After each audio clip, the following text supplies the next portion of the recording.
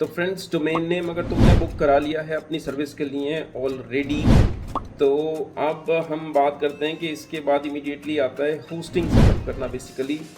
और फिर email setup करना, और फिर उसके डीएनएस पॉइंट करना, और फिर उसके ऊपर वेब पेज को लोड करना। तो ये सारी चीज़ें आती हैं, सारी जर्नी होती है। बट ये कि after booking the domain name जो पहली चीज़ तुम लोगों को करनी है तो वो सेटअप करना है, अपना डीएनएस सेटअप करना है, ताकि तुम्हारी होस्टिंग भी चालू हो सके और ईमेल्स भी चालू हो सकें। और अगर सिर्फ एक ही प्रोवाइडर से तुमने सारी चीज़ें ली हैं, फॉर एग्जांपल के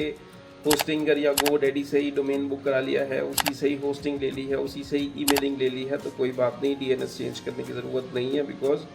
सारा कुछ एक ही प्रोवाइडर पे चल रहा है। और बेसिकली हम ये भी कर सकते हैं कि डोमेन आपकी अगर कहीं और चल रही है, ईमेल कहीं और चल रहे हैं, और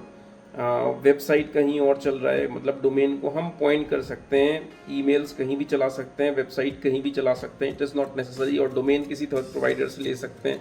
तो एवरीथिंग इज़ पॉसिबल, और ये सारी चीज़ें होती हैं डीएनएस से, डोमेन नेम सर्विसेज से। तो वहाँ पे domain name service basically A records hosting को पॉइंट करते हैं, एमएक्स रिकॉर्ड्स आपके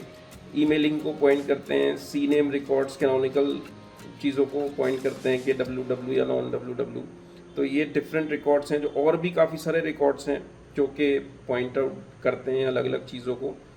होस्टिंग्स में। बट ये कि थोड़ा अच्छे से ध्यान से सेंसिटिव तरीके से इस चीज़ को हैंडल किया जाता है, वरना रिकॉर्ड्स रेप्लिकेट होने में टाइम लगता है, और गलत रिकॉर्ड पॉइंट कर दोगे तुम्हारी मेलिंग बंद हो जाएगी, होस्टिंग नहीं चलेगी। तो ये है।